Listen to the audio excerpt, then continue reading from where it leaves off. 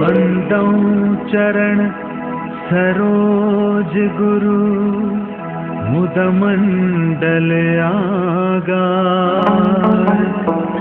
जहि सेवत नर होत हैं भवसागर के पार। साहिब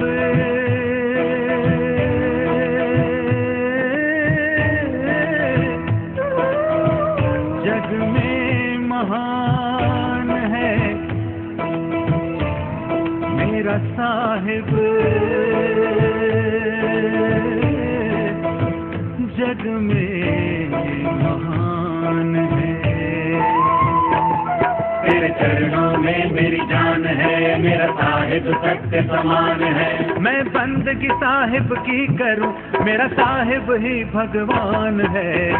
साहिब जग में महान है। साहिब बंदगी, साहिब बंदगी, साहिब बंदगी, साहिब बंदगी, साहिब बंदगी।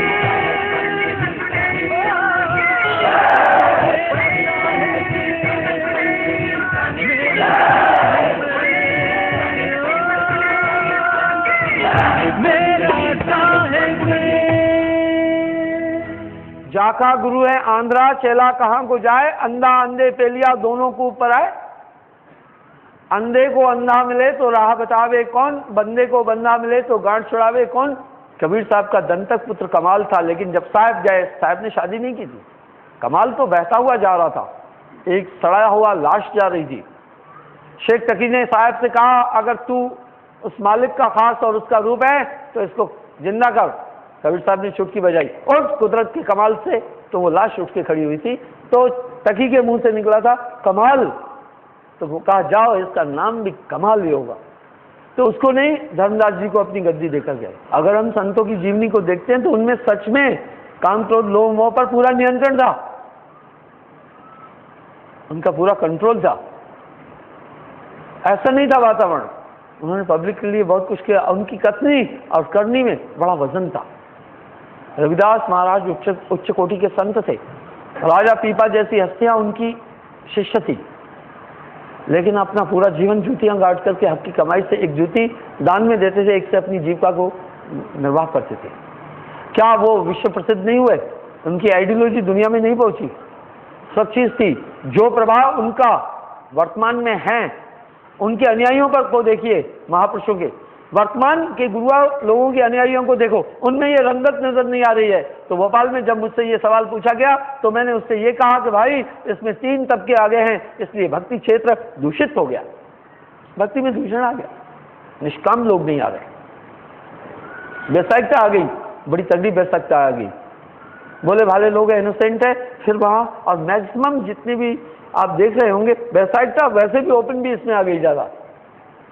अगर आप तुकाराम जी के जीवन की तरफ देखें तो छत्रपति शिवाजी जैसी शख्सियतें उनके संपर्क में थी, लेकिन रोज लकड़ी काट करके आते थे और उससे अपनी जीविका गुजारते थे। उनकी जीवन की शैली त्यागमय थी, वो वैराग्यमय जीवन व्यतीत किए। वर्तमान में ऐसा नहीं हो रहा है। वर्तमान में ऐश्वर्य में जीवन जिया जा रहा है, धन को अधिक प्राथमिकता दी जा रही है। तो उसने मुझे कहा कि महाराज फिर मैं एक जगह और नाम लेने के लिए गया, वहां मैंने देखा 3 क्लास है, जो काफी रईस है उनके लिए व्यवस्था अलग थी, जो मिडिल क्लास लोग थे उनके लिए इंतजाम अलग टाइप का था, जो साधारण वर्ग था उनके लिए कोई इंतजाम नहीं था। तो मैं वहां 15-20 दिन रुक करके फिर वहां से आ गया। बोला जब आपके पास पहुंचा तो आपके यहाँ भी महाराज मैं 15-20 दिन आपकी पूरी CID लिया, आपकी 20 लाख। मैंने पाया कि आप बिल्कुल धाकड़ निर्द्वंद से, कोई आपको अपनी जान का भी डर नहीं है और सबके लिए एक व्यवस्था है। अपनी बड़ाई नहीं बोल रहा, मेरे कहने का मतलब है कि वर्तमान में वर्गीकरण आ गया भक्ति में।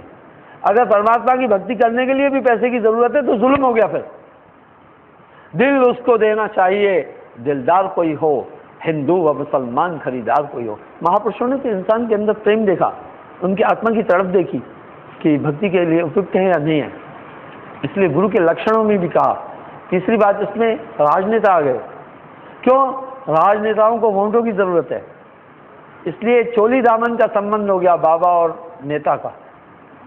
मैंने पहले भी कई बार ये बात बोली है कि एक ही स्टेज से नेता और बाबा जी बोलते हैं, निश्चय करना मुश्किल हो जाता है कि नेता है, नेता बाबा जी है या बाबा जी नेता है, ये मंच नेताओं का है या महात्माओं का है। निर्णय करना बड़ा मुश्किल हो जाता है, क्योंकि उनको वोट चाहिए। वो कह रहे आप आओ हमारे पास, हम आपको नोट देंगे बाबा जी, आप हमें वोट दो।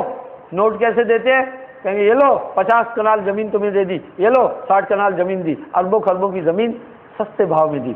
इस तरह साठ गांठ हो गई है, अपराधीकरण हो गया भक्ति का। इसलिए समाज के अंदर भक्ति की रौनक नहीं है। जाका गुरु है आंध्रा, चेला कहां को जाए, अंधा अंधे पेलिया दोनों के ऊपर आए। अंधे को अंधा मिले तो राह बतावे कौन, बंधे को बंधा मिले तो गांठ छुड़ावे कौन। इस तरह से बंधुओं समाज भटक गया और लोग सत्य भक्ति को नहीं जान पाए। मैंने उनको ये उत्तर दिया। आइए मैं अपनी दिशा की तरफ चलता हूं। मैं आपसे मन पर बात कर रहा था। तेरा बैरी कोई नहीं, तेरा बैरी मन, मन ही आहे काल कराला, जीव नचाए करे बेहाला। इसकी फोर्स बड़ी तगड़ी है। काम, क्रोध, लोभ, मोह, अहंकार आदि ये मन की ताकत है। साहब वाणी में कह रहे हैं, काम, क्रोध, मद, लोभ चोर बड़े भारी, ये बहुत तगड़े चोर है। तेरा बैरी कोई नहीं, तेरा बैरी मन, ये इतने तगड़े शत्रु हैं। बड़े बड़ों की खबर ली। इंसान के अंदर जो जिस्मानी ताकत है उसका इजहार इंसान हाथों से करता है। हाथ ही पूरे जिस्म में सबसे ताकतवर है। जब भी कोई किसी से लड़ता है तो हाथों का प्रयोग करता है, उसके बाद टांगे हैं। इस मन के हाथ बड़े 5 जबरदस्त है। मन का पूरा परिवार बड़ा जोरदार है। भाइयों, मन छीने कोई बिरला भेदी, इस मन पर नजर रखना। उसको काल क्या करे जो 8 पैर होशियार, मन ही के जीते जीते मन के हारे हारे, मन ही के जीते जीत पार ब्रह्म को पाइए मन ही के प्रति। कोई भी आदमी अच्छा है या बुरा है, इसको नापने का पैमाना वाणी नहीं है। जिसका जितना काम, क्रोध, लोभ, मोह, अहंकार पर नियंत्रण है उतना ही अच्छा होगा। जिसका जितना इंद्रियों पर नियंत्रण है उतना ही ठीक होगा। जिसका जितना अपने स्वभाव पर अधिकार है उतना ही ठीक होगा। जिसका जितना मन पर काबू है उतना ही अच्छा होगा। जिसका मन स्थूल होगा उतना ही बुरा होगा। मन की 2 अवस्थाएं, स्थूल और सूक्ष्म, इन दोनों को समझना। मन की स्थूल अवस्था है इंद्रियां। जिसकी भी इंद्रियां अधिक चलायमान हो रही है, समझना मन बहुत बेकाबू होगा। इंद्रियों मन का स्थूल रूप है। ये बार बार ये वो खा रहा है, कई स्वाद ले रहा है, समझना मन चंचल है इसका पूरा। मन को एसेस करने के फार्मूले हैं। अपने मन को आप चेक कीजिए, मन के बहाव में नहीं बहना, मन तरंग में जगत भुलाना, अगर ऐसा हो रहा है। और आंखें, प्रथम चक्षु इंद्र को साधो।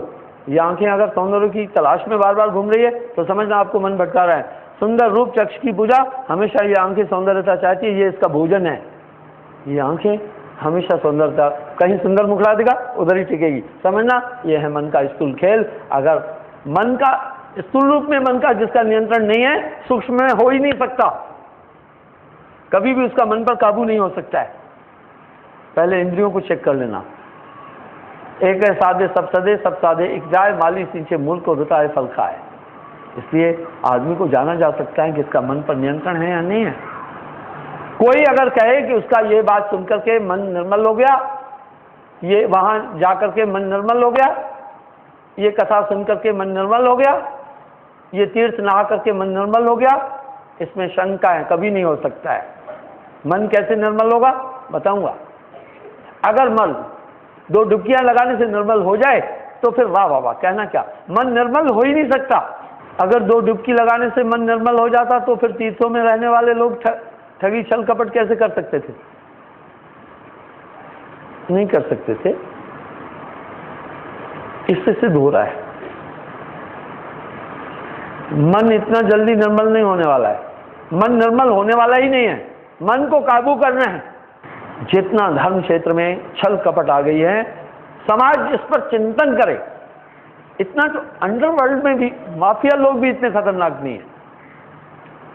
जितना धर्म क्षेत्र में ये चीज है। समाज को सोचना होगा।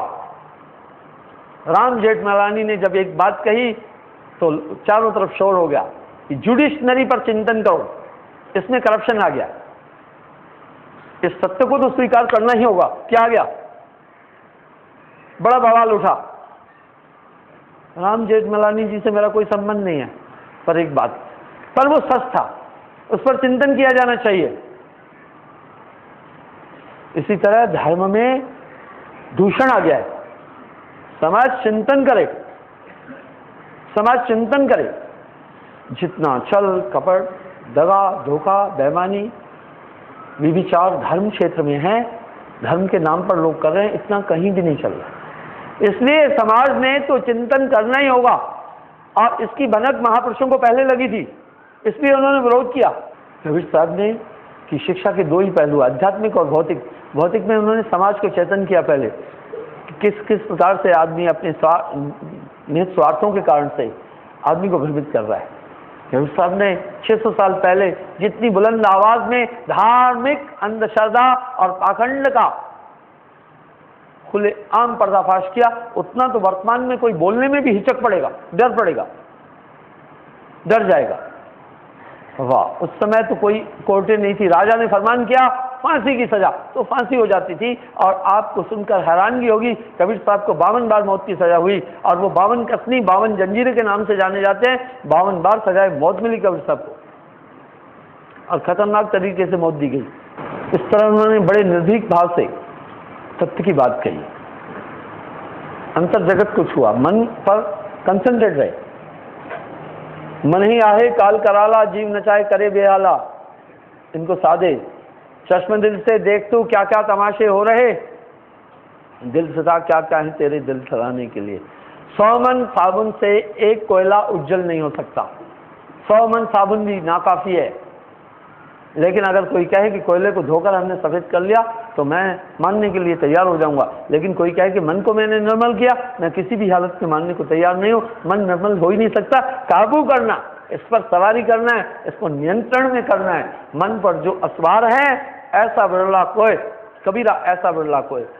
मन पर काबू कैसे? जब भी दो पहलवान लड़ते हैं तो सबसे पहले बाजुओं को काबू करने की कोशिश करते हैं। इस तरह मन के बाजू इंद्रियां और काम, क्रोध, लोभ, मोह, अहंकार हैं, क्योंकि इन बाजुओं से ही दाव और पेश लगता है। इसलिए आप चेक करना कि गुरुजनों जिनसे हम दीक्षा ले रहे हैं उसका मन पर काबू भी है या नहीं है, मन पर नियंत्रण है या नहीं है, काम, क्रोध, लोभ, मोह से परे है या नहीं है।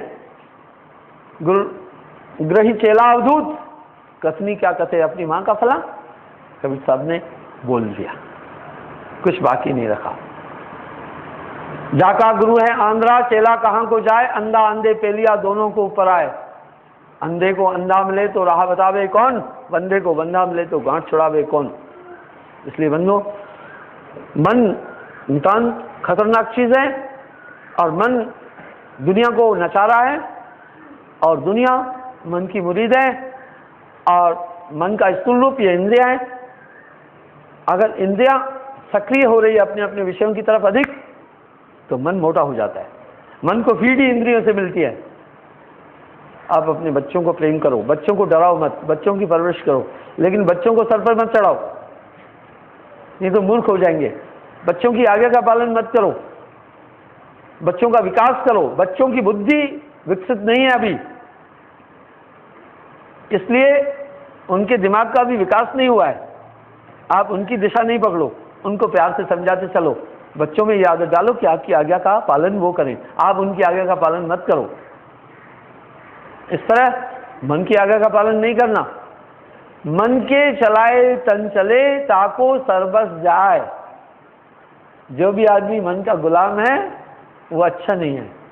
इसलिए इस मन पर कंट्रोल करना, सहज बनना। फिर सुंदर रूप चक्षु की पूजा, और तीसरा ये कान, ये अपनी बड़ाई चाहते हैं, हमेशा अपनी प्रशंसा चाहते हैं। इन पर कंट्रोल करना। साहिब वाणी में साफ कह रहे हैं, तेरा वैरी कोई नहीं, तेरा वैरी मन। एक आपे को डांट दे तो प्रीत करे सबको है। ऐसे मन साधारण से समझ में नहीं आएगा। वातावरण में बहुत से जीवाणु हैं, पानी में अनेक प्रकार के कीड़े हैं। पानी के अंदर 9 लाख किस्म के जीव हैं। उसमें 1-2 लाख किस्म के आप देख सकते हैं खुली आंखों से, बाकी नहीं दिखाई देंगे। इस तरह मन को कोई देख न पाए। मन का कार्य क्षेत्र बड़ा खतरनाक है। मन बहुत जोरदार है। मन जल्दी से किसी को समझ में नहीं आता है। जैसे मन समझ में आएगा जब गुरु वो फार्मूला दे देगा, बस तब मन पर आप सवार हो जाएंगे। और नासिका ये हमेशा चाहती है खुशबू, इसी की आदि ये इंद्रियां बड़ा भटकाती हैं। तो कोई देखो कभी कहीं कहीं घूमने जाता है, मैं नहीं कह रहा हूं घूमने नहीं जाओ, क्यों जा रहे हो घूमने? इसकी वजह है आंखें सुंदर रमणीक दृश्य देखना चाहती है। ये आंखों का खेल है। ये इंद्रियां ही आत्मदेव को भटका रही है। जब तक इंद्रियों पर नियंत्रण नहीं होगा ये जीव किसी भी कीमत में सुखी नहीं हो सकता है।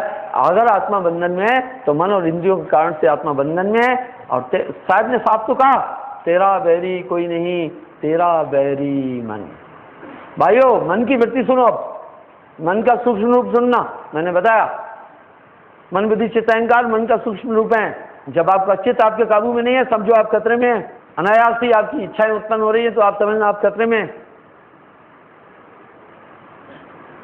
इसलिए चाह मिटी, सारे फार्मूले में कह रहे हैं, चाह मिटी चिंता मिटी, मनवा बेपरवाह, वही शाहनशाह है जिसको नाही चाह। इच्छाओं को नियंत्रित करना। अगर हम व्यक्ति को देखते हैं, एक व्यक्ति में 2 चीज नजर आती है। आत्मदेव नजर नहीं आ रहा है, व्यक्ति में पहले नजर आता है स्थूल शरीर। शरीर की वृत्तियां तो नजर आ रही, शरीर भी नजर आ रहा है, शरीर का भौतिकवाद नजर आ रहा है, शरीर का पालन पोषण, इंद्रियां और इनका सुख, इनकी क्रियाएं, कलाप, ये नजर आ रहा है एक तो।